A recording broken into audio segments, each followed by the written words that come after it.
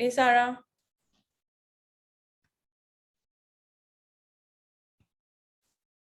Hello.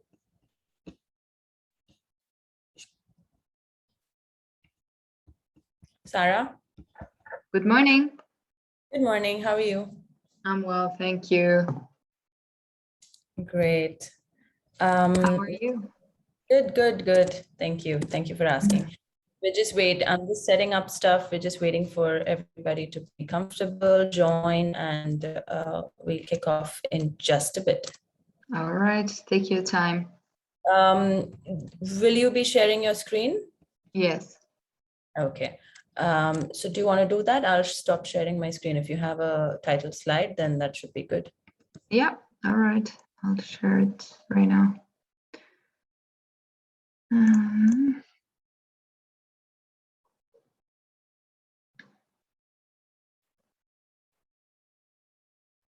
Okay, just let me know when you can see my screen. I can see it now. Just make it full screen, please. Yeah, perfect.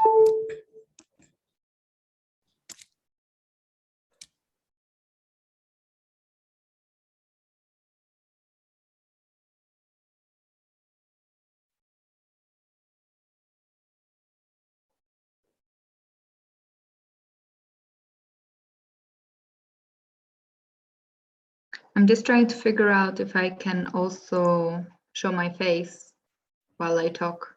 Yeah, you will be. It will be on the side. That, don't worry, we'll manage that. You just focus on the share screen and make it full screen, please. The view is controlled by us, so it would be side by side speaker. All right. Once you switch on your camera, then it will be there. Okay. So, shall I switch on the camera now? Yes, you could. We're not live yet, and we have about 2 minutes to go live. So feel free to switch it on whenever you're comfortable. All right.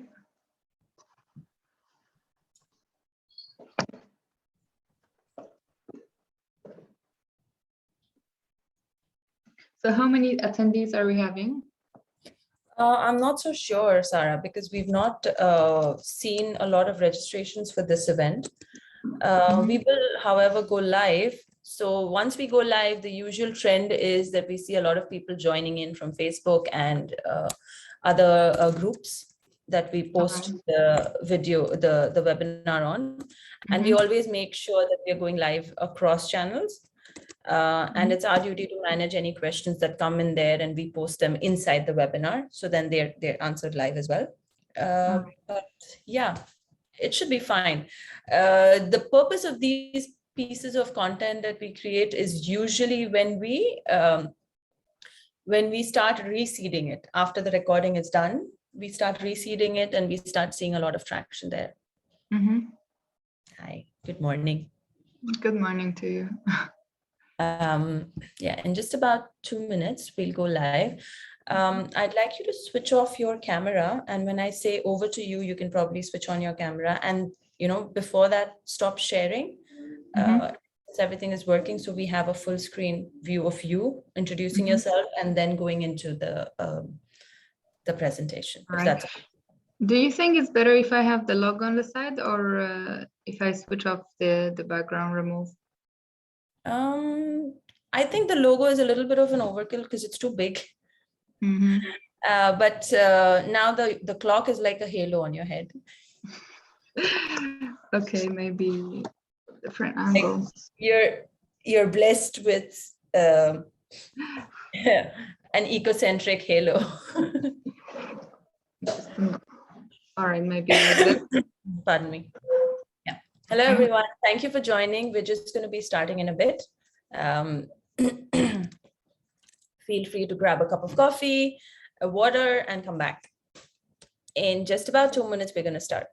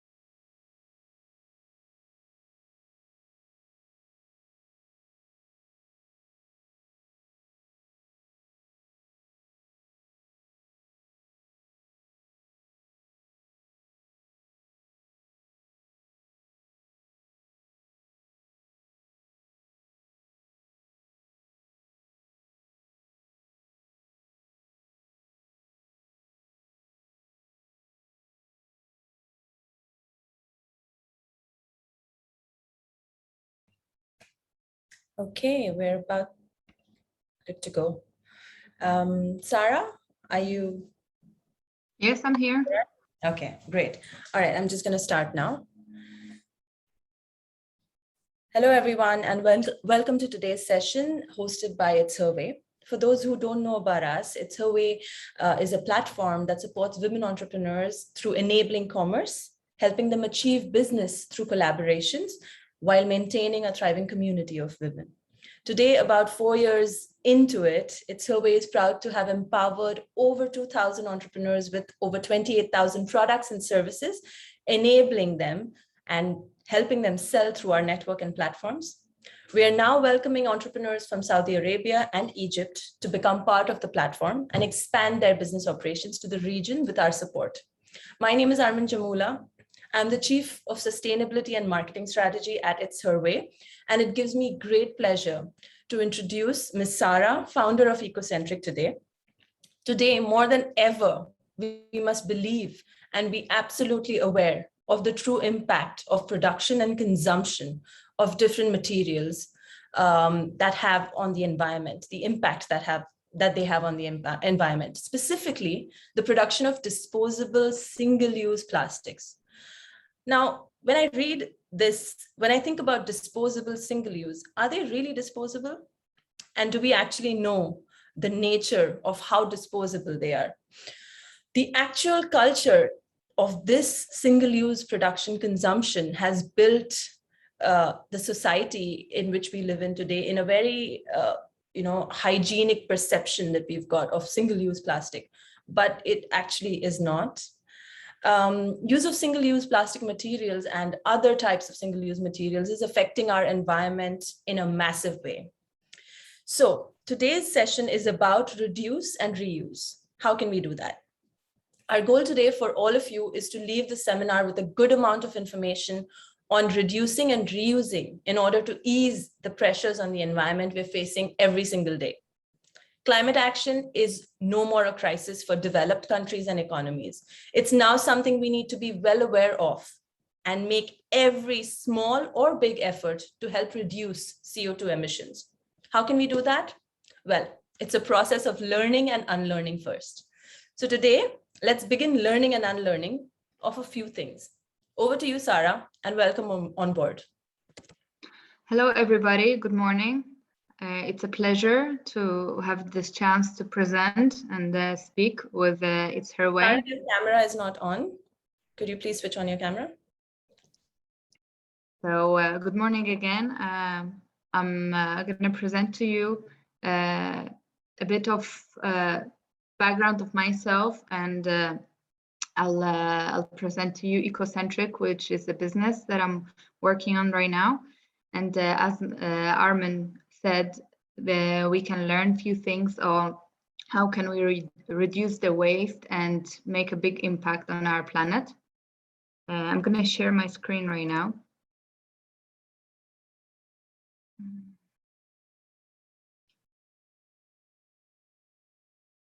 Just excuse me, trying to, oh, here we are.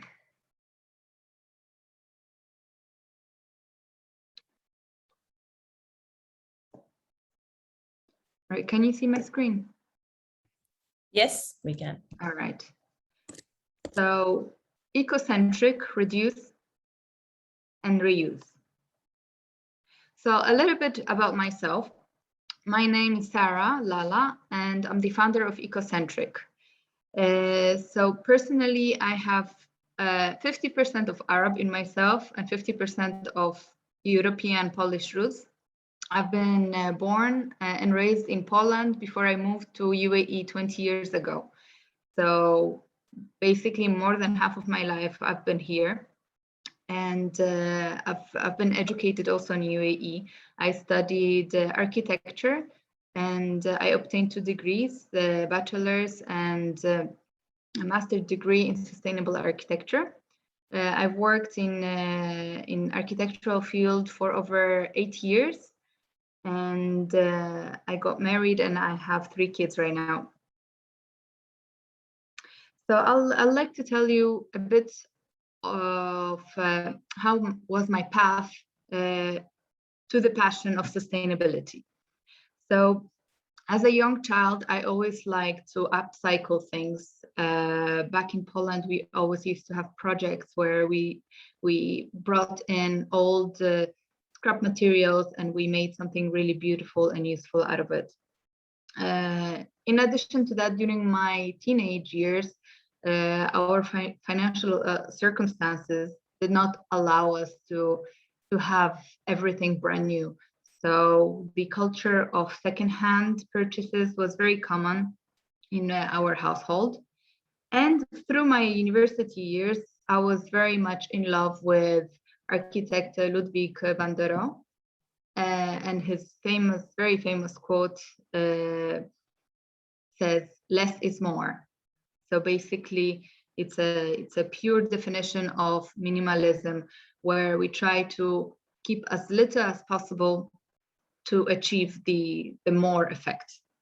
So these 3 points blend together, created my passion to sustainability and to the minimal lifestyle that made me come up with Ecocentric. So now the main problem, as we all know, is the culture of the disposable convenience produced by single-use materials. And of course, the pollution, health hazards, and extinctions of species are the known consequences. There is so much more into it that we still don't know about. Studies have shown that there has been mycoplastic found in the placenta of pregnant women. So we are already consuming the plastic without even knowing it, and it's affecting our bodies and our health. And the common plastic found on the beaches and oceans is disposable containers and cutleries, everything that is associated with takeout. As we can see in one of the images, marine life gets also affected. They get entangled, they get suffocated in plastic because they know better. They assume it's food and they ingest it and then they die because they cannot digest plastic material. So a fact, only 9% of the waste is recycled. I understand that we do follow the steps to recycling. We try to segregate our waste because, yes, it is a good thing to do. But the amount of waste we produce has no limit. And the recycling facilities just cannot recycle everything that we basically toss away. So what happens with the 91% of the remaining waste? Obviously, it ends up in landfills or in oceans. So recycling is not really the solution. It should be the last resort. So 91% of plastic waste is not recycled. So now Ecocentric comes up with a solution to take out groceries and merchandise waste. At Ecocentric, we want to eliminate single-use materials. And Ecocentric is an online platform. It's like an online marketplace for eco-friendly food, groceries, and merchandise. We deliver our items in reusable containers. What we do, we partner up with restaurants and grocery shops, and we supply them with our reusable containers, which are regularly washed after each use, and they are sanitized in a specific way and returned back to our vendors. We have 3 categories, as I mentioned: eco takeout, eco grocery, and eco shop. So the customers going through our platform can see the menus and the list of items our vendors sell. And once they purchase on our platform, they will receive the items in reusable containers. So how it really works, similarly to any other ordering platforms, you choose a category once you enter our application or our website.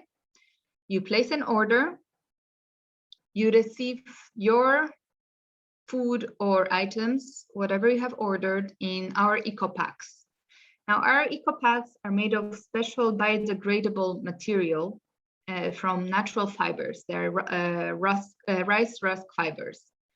They're microwave safe, they're dishwasher safe, they're reusable, they're sanitized after each use, they're PBA free, and after all, they're the most sustainable solution to the takeout or grocery deliveries.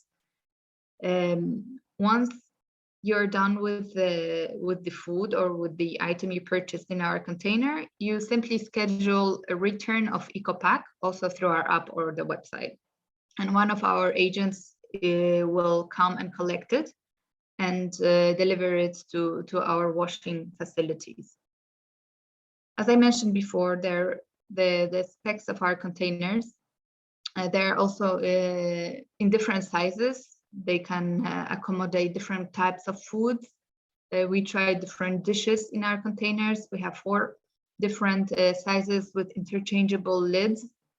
So they're stackable, so they don't really take much space after use or even before use at the restaurants. They really are well thought of. They come in actually 5 different sizes, but the biggest container basically can hold all the other containers inside. Of course, the main thought that comes to everyone's mind in regards to this business case, let's say, is the hygiene. So our containers are washed in commercial washers using biodegradable soaps, and they're placed in sealed boxes ready for reuse. Our staff are professionally trained. They use protective masks, gloves, and head covers during the entire cleaning process. And to comfort everyone, studies has shown that soaps and hot water are effective in disinfecting surfaces from viruses and bacteria. So because our business is evolving around the reuse and making sure those containers are professionally cleaned and sanitized, hygiene is our #1 priority. And nothing is going to leave our cleaning hub, our sanitization hub, until it goes through a proper quality control check before they're dispatched to the vendors. So if hygiene is your concern, we assure you that this is tackled on top levels, and our containers will prove you that they are more hygienic and more sanitized than single-use materials due to the process that goes through before reaching your table. It's just misconception that we have about the single-use containers. We think that they're hygienic because you're the only one using them. But as a matter of fact, the storage, the transportation, and even in the kitchen, no one guarantees you that your container has not been contaminated with other pathogens. So for us, our business objective is, of course, #1, to reduce single-use materials in food delivery industry.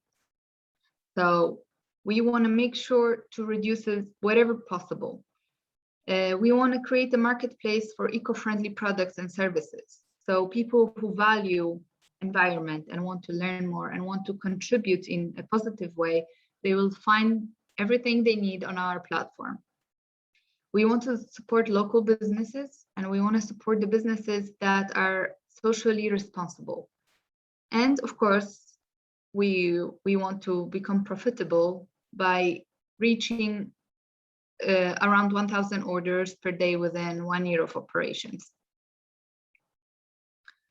Thank you so much. I hope you enjoyed my presentation, and I hope people would be interested to joining our platform. I don't know if Arman has mentioned, but we have created a promo code for our users. We are estimating to launch in March 2022. ItsHerWay is receiving 50% off on our purchases through Ecocentric. And we are having a free vendor registration at the moment. If you want to sell with us, if you want to promote your business with us, if you feel like your business should be more environmentally friendly, if you feel that your business deserves a recognition because you care about the environment, it's time for you to join Ecocentric. Thank you so much. Thank you. Thank you, Sara. Would you mind stop sharing your screen so we can be up front and center? I have a few questions for you before we can conclude this very, very time-effective webinar. So, Sara, it's very interesting that it's at ItsHerWay and Ecocentric have quite a few synergies, and we've discussed that over our meetings as well. It's great to see someone, holding the baton out and leading the way, especially when it comes to the importance of understanding the impact single-use plastics have. And we've discussed that over our sessions as well. I wanted to just delve a little bit into the restaurant element and the dark kitchens or the cloud kitchens that we are seeing growing every single day in the UAE. How does Ecocentric support them? And what is it that you will do on a regular basis for supporting them? Supporting dark kitchens in general? Yeah. Well, food delivery is one of the most profitable businesses right now, especially with the pandemic time. People rely on delivery throughout the week, not even on weekends only. So since delivering food is so common these days, especially in Dubai, the waste that is produced by disposable items is enormous. I mean, we want to reduce that waste, and we want the vendors, the cloud kitchens to join our platform to basically do that. We want our main goal is to eliminate single-use materials. Okay, I think a few questions are pouring in, so I'm going to ask you to, I'm going to ask them to you, and you can answer them one by one. There's one question about why should we reuse and reduce and not recycle? I think that's a sort of a gray area, and a lot of people don't understand, is recycling better than reusing? Because recycling is another process. So do you want to talk a little bit more about what that process entails? Yeah, definitely.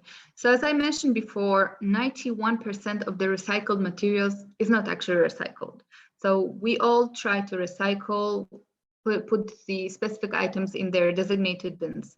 But the recycling process is very intense. Actually, it's more expensive to recycle and produce items from recycled materials than producing it from raw materials.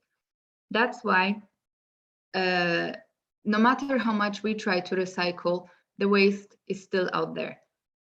So reusing will definitely cut down on that waste in first place. It's like treating COVID-19 with hospitals.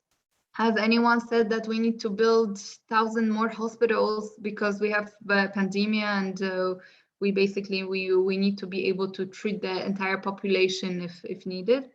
No, we need to prevent the spread of the virus, and hospitals are, of course, the last resort that we want to get to. That's a very interesting analogy that you gave. Indeed, yes. Now, the second part of the question comes to mind is, how do you reuse?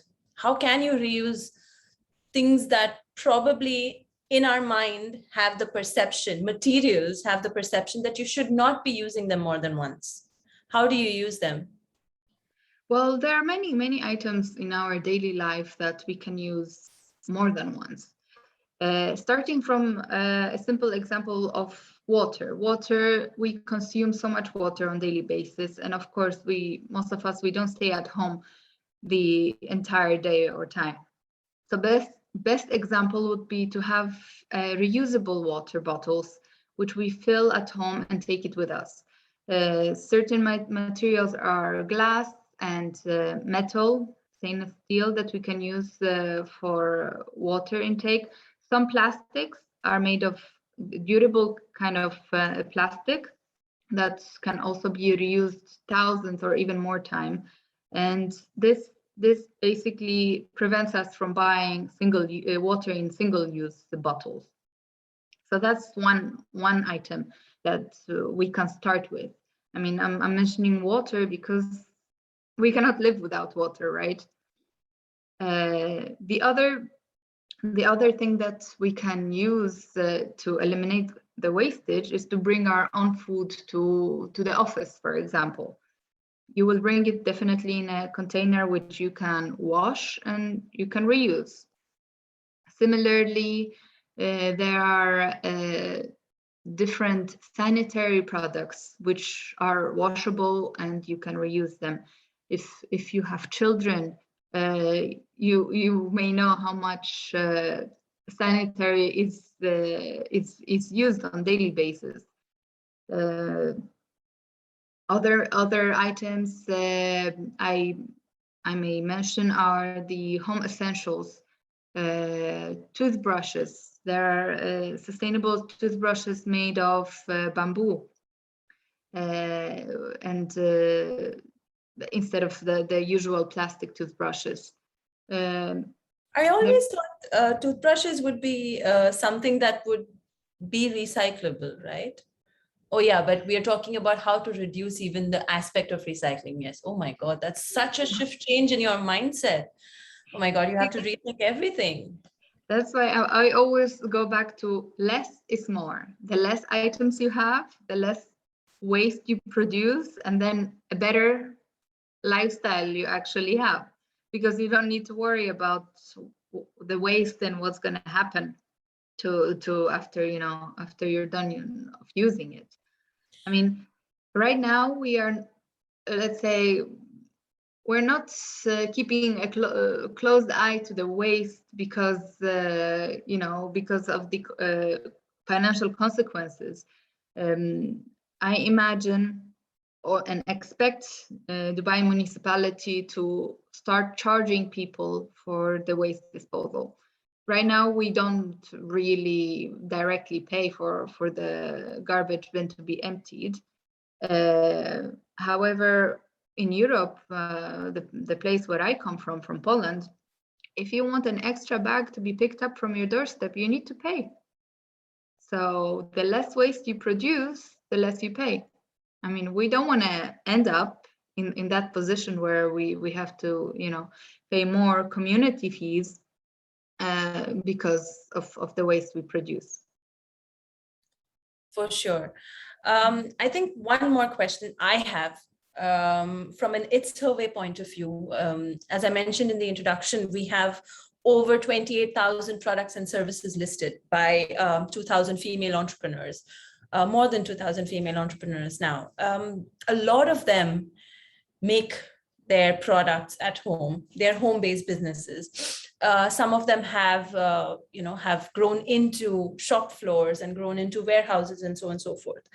But what I have seen and what we've seen at ItsHerWay is that because we are catering to a niche, even from a customer standpoint, the usage of or the importance of the packaging and packing a small item which is handmade and trying to showcase that this is the entire story through using material, perhaps single use, recyclable, or even just material which could be avoided to be used. What is your take on that? How can we kind of imbibe this culture? Because I think that will be very, very important from an ItsHerWay perspective to educate female entrepreneurs today on our platform that packaging does not represent your product entirely. It just represents the first impression. But should there be that importance versus the impact it has on the environment? I think I really want to address that from my point of view. What do you think? Absolutely. When we conducted the research before we start off with Ecocentric, we found out that one of the main reasons a customer would go for a certain business is how socially responsible is the company. So packaging an item in a sustainable wrapping makes a huge difference. There are many customers and people who stop ordering from certain vendor or certain restaurant or certain merchant because they're very unsustainable and they use a thick plastic packaging which are not even recycled. And if you think about it, what's the point of recycling if the item is not made from a recycled material? So I think packaging, especially that are made from recycled materials, are much more valuable to the customer, and the customer does really appreciate the effort that the company or the initiative is taking to save the environment and be socially responsible. That's interesting. Now, could you give an example on what is a recycled material packaging? Not in the food business, but just away from it. I'll give you a few categories that we usually deal with on a day-to-day basis. Perhaps you can shed some light for them. One would be jewelry. What kind of recycled material can you pack jewelry in? All right, so we always, rule number one, we try to refrain from plastic. So we don't want to use any plastic wrapping. We don't want to use any plastic boxes.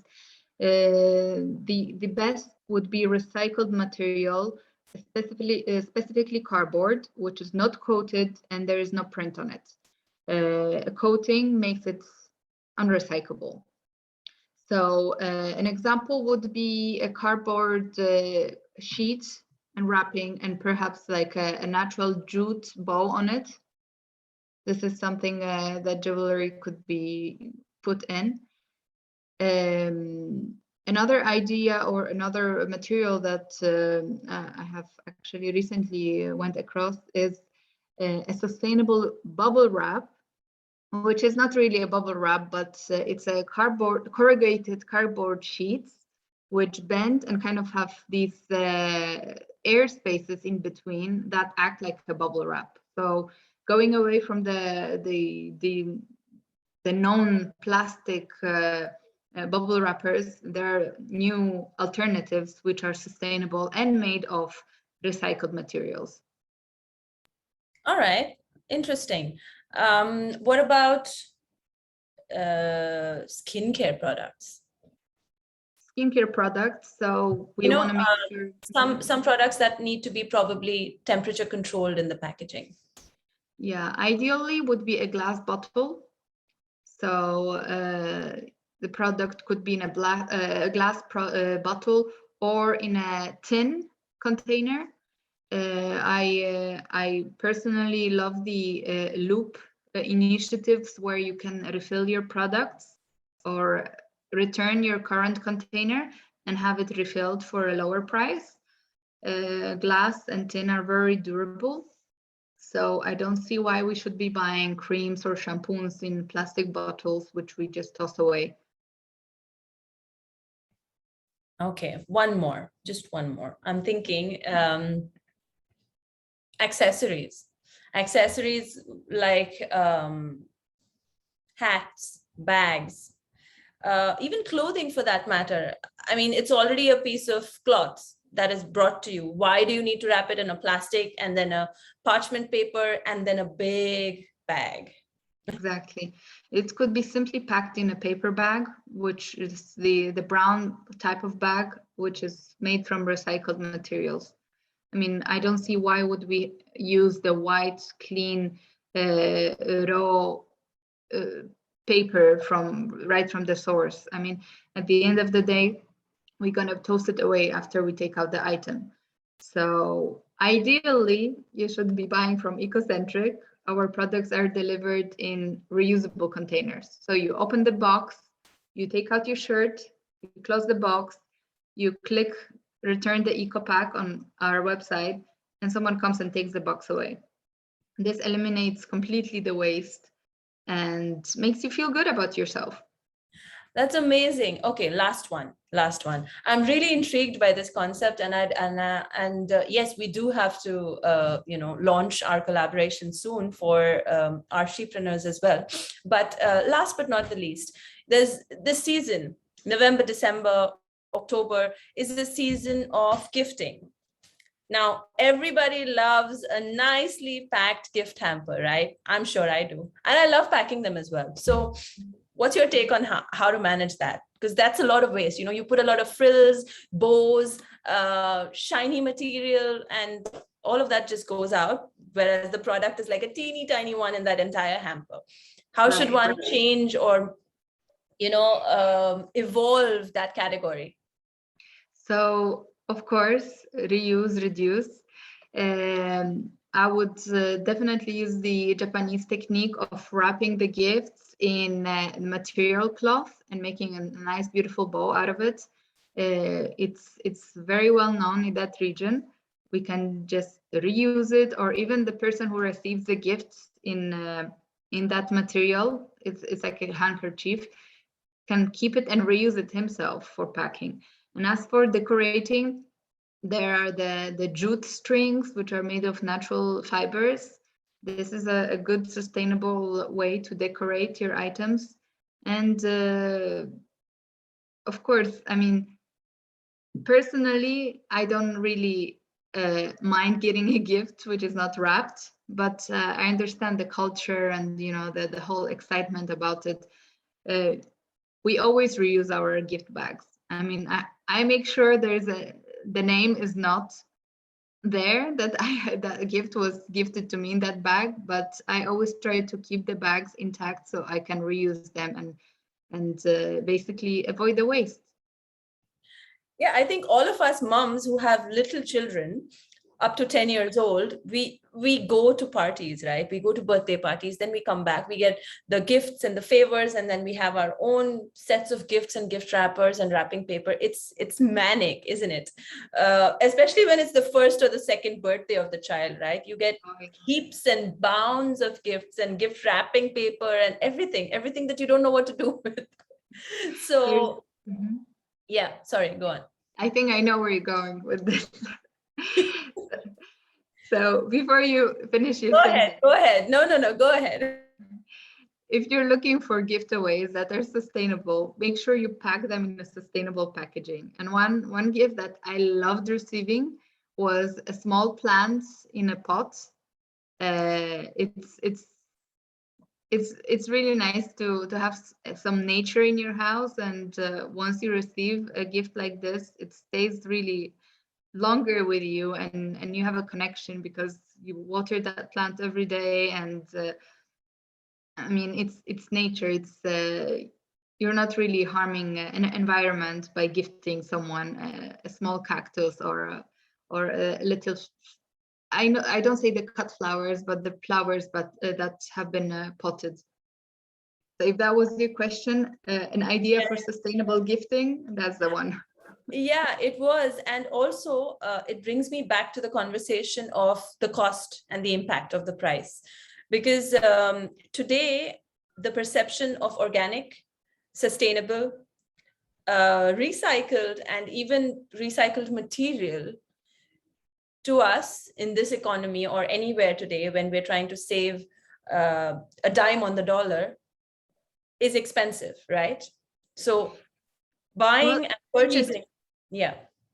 It doesn't need to be. Yes, organic food is more expensive, but if the culture changes and there is more demand for it and there is more supply of it, I'm sure the prices are definitely going to drop down. For sure. Okay, I think this is it from me. I loved our conversation, and I think there's a lot to learn from you, Sara. So we're going to call you in a couple of more times. I'm sure there's going to be a series of questions that our shepreneurs are going to ask, especially on the packaging front. But let me tell you, some of our entrepreneurs are already doing what you're recommending. A shoe brand, for example, on our store, they give a discount if the customer does not want the packaging, and even if they do get the packaging, on top of the packaging, it's written that if you return it, you're going to get a 10% discount. So that cycle and that element of reusing is being applied and implemented by a few of our sellers, a few of our skincare brands as well. They're using bottles, they're using reusable items, and they're also incentivizing and encouraging their customers to send back the packaging, as well as send back the bottles. When they do that, instantaneously, the customer acquisition cost comes lower because the customer is going to buy once again from you.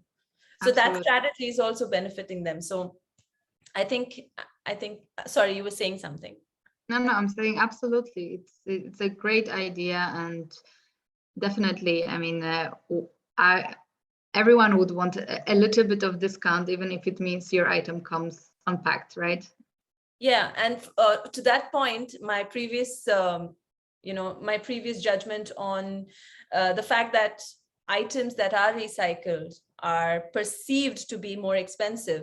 This way, and this strategy, if more entrepreneurs take them on board, they're going to kind of restructure the entire perception as well, I believe. So yeah, absolutely. I think more information on that will be interesting to have. Thank you so much, Sara, for your time. Thank you so much. Amazing, discussion, and we'd like to see more and more from you. And we'll take it from here and try and do more stuff for the entire community. Pleasure on my side. Thank you. Have a good day. Thank you, everyone, for joining. Thank you. Thank you, everyone.